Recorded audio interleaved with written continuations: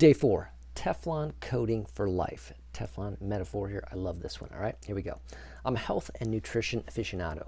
Beyond running distance races and competing in triathlons, changes in nutrition have made a tremendous difference in my life and health. I went from long-term arthritis medication and an inability to run even a mile to no meds and a competitive age group athlete. My journey in that area is a story for another time. You can read more about that on my website, mikegingrich.com/fitness. All right.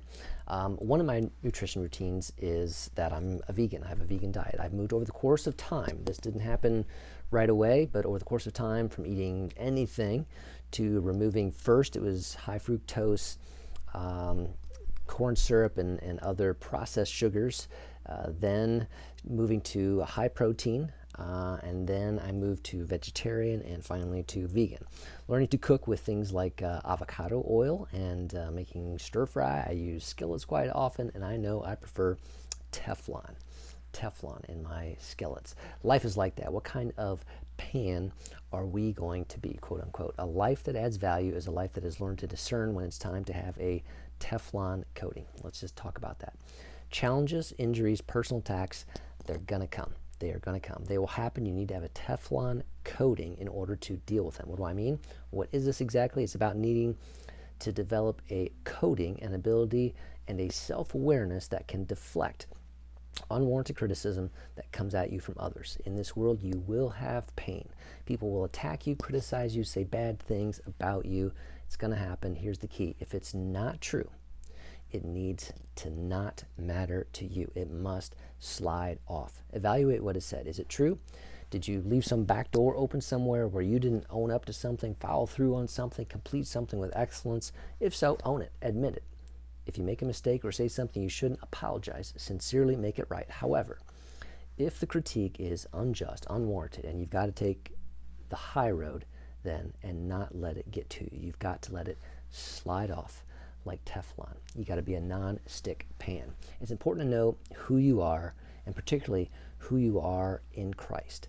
Christ says that you are gifted, that you are special, that you are unique, so that unwarranted criticism does not shake you, does not impact you, does not stick and just become a burden that you carry. There are some people that are not ready to handle confrontation. The best thing for your own sanity is to let it slide off. Be wary of those people who are high drama. When you can't, however, and there will be times when you can't, then you need to let their words slide off like a great Teflon pan. To live a life of value is to step out and take risk. Do this to put yourself in a position, doing this will put yourself in a position where others may criticize you, okay? You need to learn and discern. If it's unjustified, let it go. Let it slide off and keep going, all right? Now, let's talk about the actionables. Teflon coating for life, actionables. Number 1, how would you rate your own Teflon coating on a scale of 1, sticky, it sticks to you. Number 2, 10, total Teflon slides off. Why do you give yourself this rating currently? Okay, number 2, what is a potential area coming up where you know you may need to have some Teflon ready? Okay, what's happening in life? How can you mentally, spiritually prepare yourself now to be ready for this? Okay, and here's your practical challenge for the day. Sometimes there have been things that have stuck already, and we have residue in our lives. Often that comes out as pain, anger, unforgiveness. While we may not be able to go back and resolve those items fully from that scenario, one thing we can do is clean the pan out. Okay? If you are thinking about some pain points you have in your life, take the time. I want to encourage you to journal about them. Just write them out, what you think, what you feel, and what you went through. Get in touch with the emotions. Put it all out on paper.